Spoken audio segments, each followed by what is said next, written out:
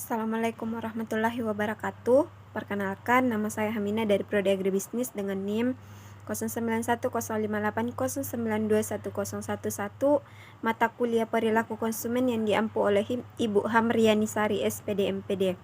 Di sini saya akan merangkum materi mulai dari pertemuan pertama hingga pertemuan terakhir. Materi pertama dimulai dari motivasi dan kebutuhan. Motivasi dan kebutuhan adalah dua konsep yang sangat penting dalam psikologi dan bisnis.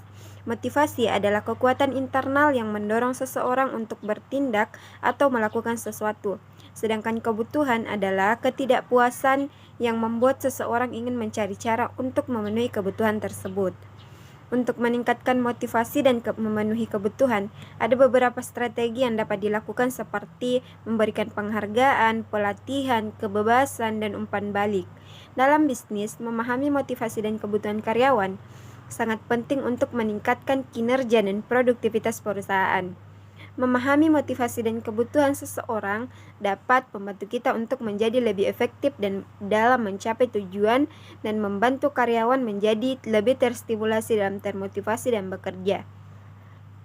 Materi kedua yaitu kepribadian dan gaya hidup. Kepribadian adalah keseluruhan cara di mana seorang individu bereaksi dan berinteraksi dengan individu lain, dan kepribadian dalam istilah juga yaitu sifat yang bisa diukur yang ditunjuk oleh seseorang. Pada dasarnya, kepribadian dari diri seseorang merupakan suatu cerminan dari kesuksesan. Secara praktisi, konsep kepribadian dapat didefinisikan sebagai seperangkat perasaan, pemikiran, dan perilaku yang unik menjadi standar respon konsumen untuk berbagai situasi. Ada beberapa faktor yang mempengaruhi kepribadian, antara lain faktor genetik, faktor lingkungan seperti keluarga, biaya, dan sekolah.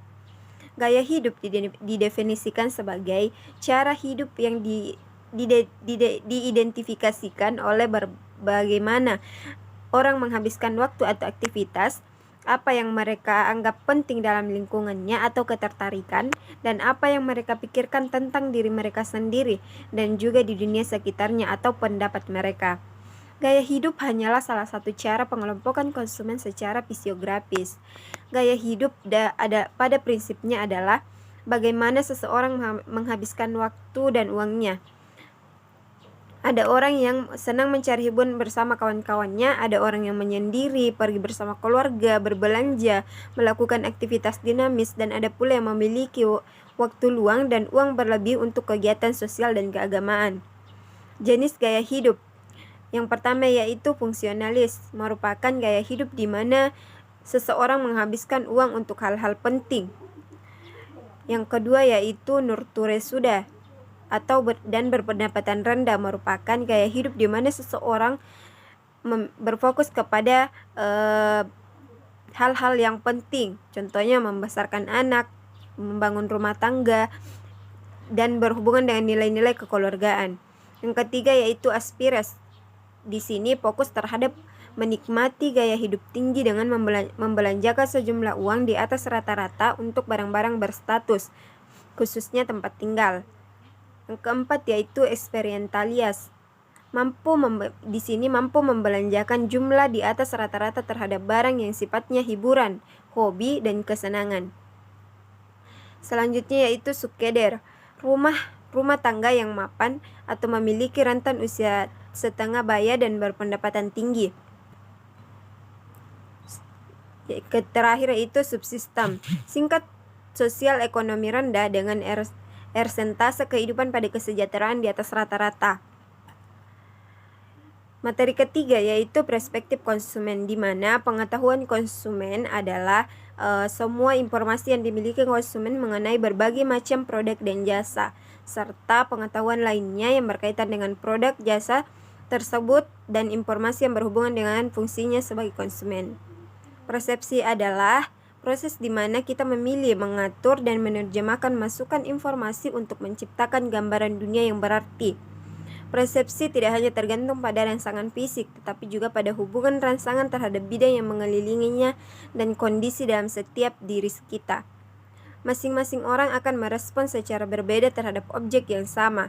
Sebuah peta persepsi adalah alat pemasaran yang digunakan secara luas untuk mengevaluasi persaingan mereka dari berbagai dimensi yang relevan.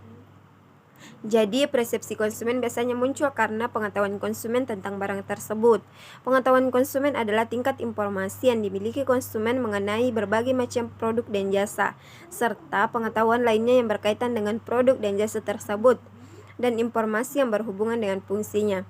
Pengetahuan konsumen termasuk apa yang konsumen beli, di mana mereka membeli, kapan mereka, bergantung pada pengetahuan yang relevan dengan keputusan ini.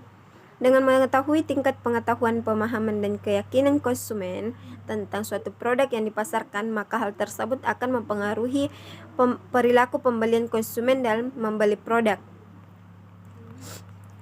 Jadi keduanya pasti sangat berkaitan, makanya dari itu diperlukan pengetahuan-pengetahuan yang mendukung untuk perspektif itu sendiri, mulai dari jenis pengetahuannya, faktornya, prosesnya, sampai kepada macam perspektif konsumennya. Materi keempat yaitu pengolahan informasi konsumen. Pengolahan informasi mengandung pengertian tentang bagaimana seorang individu mempersepsi, mengorganisasi, dan mengingat sejumlah besar informasi yang diterima individu dari lingkungan. Terdapat 3 unsur struktur memori, yaitu pencatatan, penginderaan atau sensorik memory, penyimpanan jangka pendek atau working memory, dan penyimpanan jangka panjang atau long term memory. Terdapat 3 tahapan belajar dalam teori pengolahan informasi, yaitu perhatian ke stimulus, mengkode stimulus, dan memperlancar penyimpanan dan retrieval. Teori ini akan membantu kita untuk memahami proses belajar yang terjadi dalam diri peserta didik, mengerti kondisi dan faktor yang mempengaruhi, dan mengetahui hal-hal yang dapat menghambat serta memperlancar belajar konsumen. Materi kelima yaitu pembelajaran konsumen.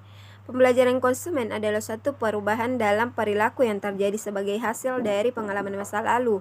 Konsumen memperoleh berbagai pengalaman dari pembelian produk dan merek apa yang disukainya. Konsumen akan menyesuaikan perilaku dengan pengalaman masa lalu. Proses belajar adalah salah satu tahapan penting yang dilalui konsumen secara sadar maupun tidak sadar. Dengan adanya pembelajaran konsumen tersebut, maka pemasaran perlu memahami bagaimana, kapan, di mana, dan kondisi apa yang konsumen itu mengalami proses belajar. Pengalaman dalam mengonsumsi atau menggunakan satu produk menjadi salah satu proses pembelajaran konsumen. Apakah nantinya mengonsumsi lagi, atau mengurangi pengonsumsian, atau bahkan tidak memakai produk itu lagi. Semua akan terekam dalam ingatan konsumen tersebut. Teori pembelajaran ada 3, yaitu pembelajaran perilaku, proses belajar yang terjadi ketika konsumen bereaksi dengan lingkungannya atau stimulus luar. Kedua, pembelajaran kognitif. Pembelajaran kognitif adalah proses yang dicirikan oleh adanya perubahan pengetahuan yang menekankan pada proses mental konsumen untuk mempelajari informasi. Yang ketiga, pembelajaran pasif. Pembelajaran pasif yaitu menganggap bahwa media elektronik, khususnya televisi, merupakan sarana pembelajaran yang pasif. Artinya, seluruh informasi yang ditayangkan di televisi merupakan informasi yang datang menghampiri penonton atau konsumen. Jadi, daya ingat yang melekat pada benak konsumen dibangun dengan penayangan iklan secara berulang-ulang. Hal ini akan berbeda sekali dengan perilaku pembelian dan tingkat keterlibatan yang tinggi.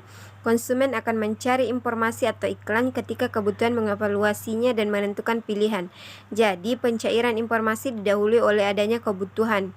Materi keenam yaitu sikap konsumen. Sikap adalah suatu mental dan saraf yang berkaitan dengan kesiapan untuk menanggapi di organisasi melalui pengalaman dan memiliki pengaruh yang mengarah atau dinamis terhadap perilaku. Sikap konsumen merupakan tanggapan perasaan konsumen yang bisa berupa perasaan suka atau tidak suka terhadap objek tertentu. Misalnya, bagaimana sikap konsumen terhadap kinerja produk, bagaimana sikap konsumen terhadap merek perusahaan, sikap konsumen terhadap harga produk, sikap konsumen terhadap iklan produk perusahaan yang ditayangkan di TV, dan sebagainya. Adapun 3 komponen sikap yaitu yang pertama kognitif, menggambarkan pengetahuan dan persepsi terhadap suatu objek sikap. Yang kedua afektif, menggambarkan perasaan dan emosi seseorang terhadap suatu produk atau merek. Yang ketiga konatif yaitu komponen ketiga dari sikap yang menggambarkan kecenderungan dari seseorang untuk melakukan tindakan tertentu yang berkaitan dengan objek sikap. Sedangkan kepuasan konsumen merupakan perasaan senang seseorang yang berasal dari perbandingan antara kesannya terhadap kinerja produk yang real atau aktual dengan kinerja produk yang diharapkan. Kepercayaan konsumen adalah kekuatan pengetahuan yang dimiliki oleh konsumen dan semuanya kesimpulan yang dibuat konsumen bahwa produk mempunyai objek, atribut, dan manfaat. Kepercayaan yang dipunyai konsumen terhadap merek, korporasi, dan objek lainnya dalam lingkungan konsumen memiliki beberapa implikasi manajerial yang penting. Sekian dan terima kasih. Wassalamualaikum warahmatullahi wabarakatuh.